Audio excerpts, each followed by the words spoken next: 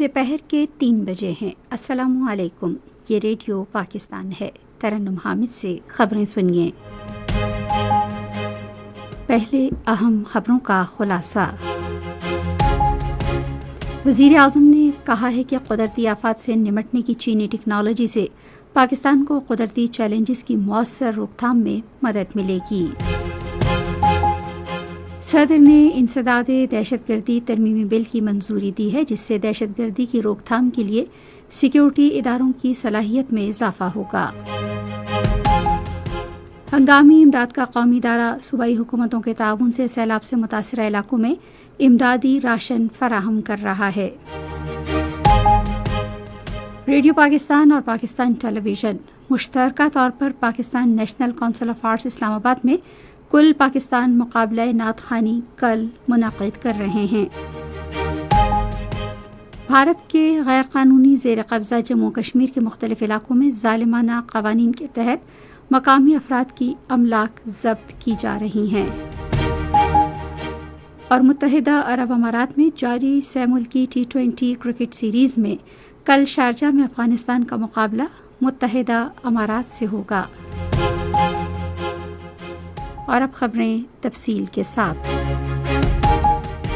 وزیر اعظم محمد شہباز شریف نے قدرتی آفات سے بچاؤ کے لیے چین کی جدید ٹیکنالوجی کی تعریف کی ہے۔ انہوں نے کہا کہ اس سے قدرتی آفات کی روک تھام میں پاکستان کو بہت فائدہ ہوگا۔ انہوں نے تیانجن یونیورسٹی میں زلزلے سے بچاؤ اور اس حوالے سے اقدامات کے قومی ادارے کے دورے کے موقع پر کہا، پاکستان حفاظتی اقدامات کو بہتر بنانے اور قدرتی آفات کی تباہ کاریوں سے بچنے کے لیے چینی ٹیکنالوجی سے مدد حاصل کر سکتا ہے۔ پاکستان میں سیلابی صورتحال پر گفتگو کرتے ہوئے انہوں نے کہا کہ نارووال، سیالکوٹ، وزیر آباد، حافظ آباد، چنیوٹ اور جھنگ کے لیے اضافی امدادی قافلے روانہ کر دیے گئے ہیں اور ضروری اشیاء صوبائی ہنگامی اداروں کے حوالے کر دی گئی ہیں۔ انہوں نے NDMA کو ہدایت کی کہ وہ امدادی کارروائیوں میں پنجاب حکومت سے بھرپور تعاون کرے۔ انہوں نے یقین دلایا کہ متاثرہ خاندانوں کی امداد کا سلسلہ جاری رہے گا۔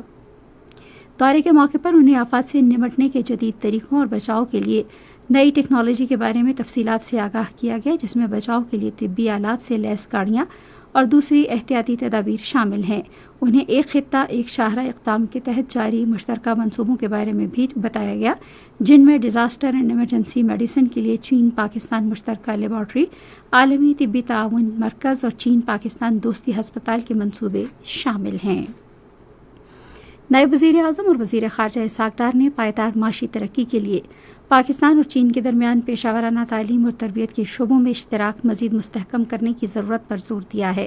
انہوں نے تیانجن میں لوبان TVET نمائش ہال کے دورے کے موقع پر گفتگو کرتے ہوئے کہا کہ اس شراکت داری سے پاکستان کے انسانی سرمایہ میں اضافہ ہوگا اور پاک چین سدا بہار تصویراتی تعاون پر مبنی شراکت مزید مضبوط ہوگی۔ انہیں لوبان ورکشاپس میں کام کی نوعیت اور پاکستان کے ساتھ جاری تعاون پر تفصیلات سے آگاہ کیا گیا۔ انہوں نے حکام سے ابھرتی ہوئی صنعتوں میں تعاون کے فروغ پر بھی تبادلہ خیال کیا۔ اسحاق ڈار لوبان اقدام کے تحت زیر تربیت پاکستانی طلبہ سے ملے اور کہا کہ طلبہ جدید صنعتی تقاضوں کے مطابق نئی شعبوں میں بھی تربیت حاصل کریں۔ لوبان ورکشاپس تیانجن کے میونسپل حکام نے قائم کی ہیں، جنہیں دنیا میں اعلیٰ معیار کی تکنیکی تعلیم کے لیے ایک ماڈل کے طور پر جانا جاتا ہے۔ صدر آصف علی زرداری نے کہا ہے کہ شنگھائی تعاون تنظیم اقتصادی روابط کے فروغ اور غربت، ماحولیات اور تبدیلی اور دہشت گردی جیسے مسائل کے مشترکہ حل کا تاریخی موقع فراہم کرتی ہے۔ انہوں نے چینی روزنامے چائنا ڈیلی میں شائع ایک مضمون میں بین الاقوامی جرائم کی روک تھام میں شنگھائی تعاون تنظیم کی کامیابیوں کا ذکر کیا اور کہا کہ تیانجن سربراہ اجلاس ترقی کے آئندہ عشرے کے لیے لائحہ عمل فراہم کرتا ہے۔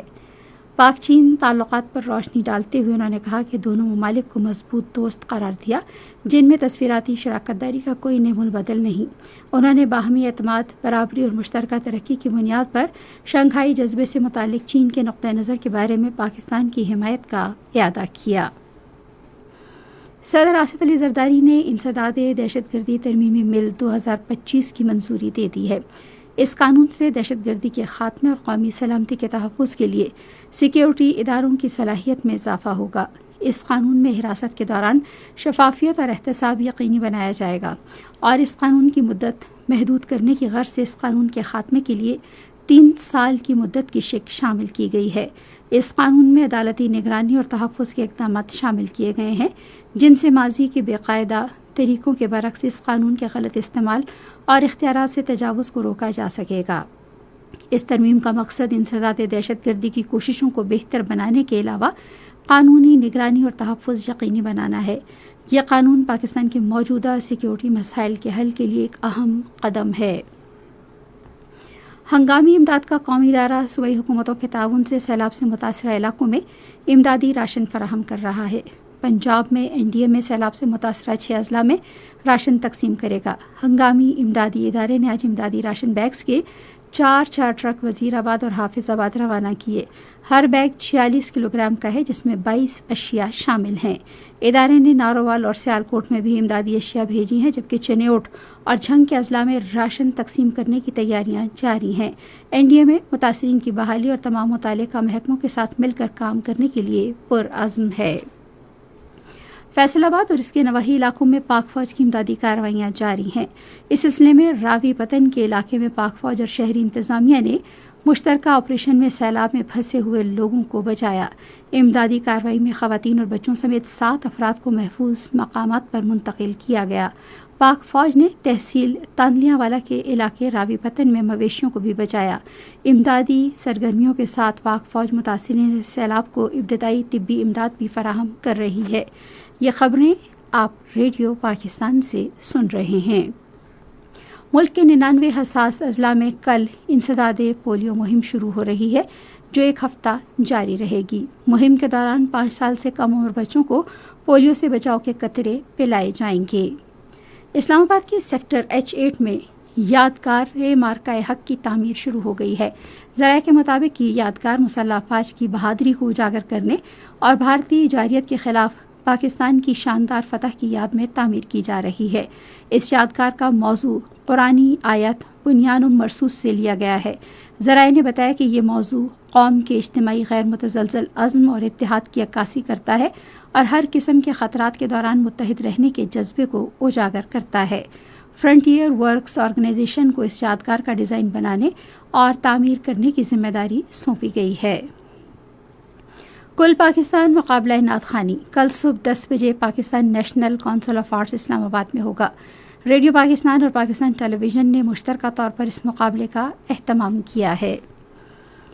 ریڈیو پاکستان آج سپہر 3:30 بجے اپنے قومی نشریاتی رابطے پر سیمینار کے سلسلے سیرت النبی صلی اللہ علیہ وآلہ وسلم اور معاشرتی اقدار کے تحت ربیع الاول کی 1447 ہجری کے سلسلے کا 6واں سیمینار نشر کرے گا۔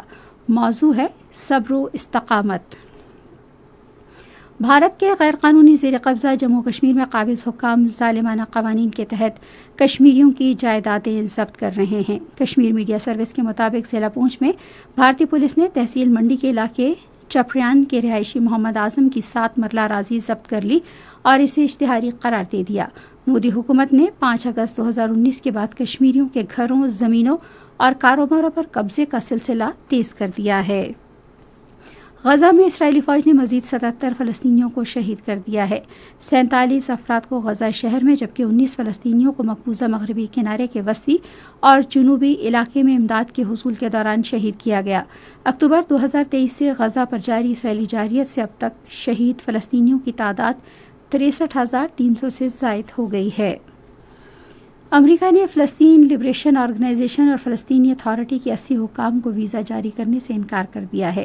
اس پابندی سے فلسطین کے صدر محمود عباس نیو یارک میں اقوام متحدہ کی جنرل اسمبلی کے اجلاس میں شرکت نہیں کر سکیں گے۔ نیو یارک میں ایک اور اجلاس میں کئی ممالک فلسطینی ریاست کو تسلیم کرنے کا ارادہ رکھتے ہیں۔ یمن میں حوثی انتہا پسندوں نے تصدیق کی ہے کہ صنعا میں باغیوں کے زیر کنٹرول حکومت کے وزیر اعظم اسرائیلی حملے میں ہلاک ہو گئے ہیں۔ احمد الرہاوی گزشتہ سال اگست سے حوثی حکومت میں وزیر اعظم کی حیثیت سے فرائض انجام دے رہے تھے۔ متحدہ عرب امارات میں جاری 6 ملکی T20 کرکٹ سیریز میں کل شارجہ میں افغانستان کا مقابلہ متحدہ عرب امارات سے ہوگا۔ میچ پاکستان کے میری وقت کے مطابق رات 8 بجے شروع ہوگا۔ اور اب موسم۔ محکمہ موسمیات کی پیشگوئی کے مطابق آئندہ 12 گھنٹے کے دوران پنجاب، کشمیر، اسلام آباد اور خیبر پختونخوا میں آندھی اور گرج چمک کے ساتھ بارش، جبکہ شمال مشرقی اور مشرقی پنجاب میں کہیں کہیں شدید بارش کا امکان ہے۔ شمال مشرقی بلوچستان، شمال اور جنوبی مشرقی سندھ اور گلگت بلتستان میں شام اور رات کے اوقات میں بعض مقامات پر گرج چمک کے ساتھ بارش کی توقع ہے۔ آج ریکارڈ کیا گیا بعض اہم شہروں کا درجہ حرارت: Islamabad 31 degree centigrade, Lahore 26، Karachi 32، Peshawar 35، Quetta 34، Murree 22، Gilgit اور مظفر آباد 36، جبکہ سری نگر 26، جموں 30 اور لیہ میں 17 ڈگری سینٹی گریڈ ریکارڈ کیا گیا۔ اسی کے ساتھ خبریں ختم ہوئی۔ مزید خبروں اور تجزیوں کے لیے آئیے ہماری ویب سائٹ پر radio.gov.pk اور فیس بک کے link radio Pakistan news official پر براہ راست ویڈیو اسٹریمنگ بھی ملاحظہ کیجیے۔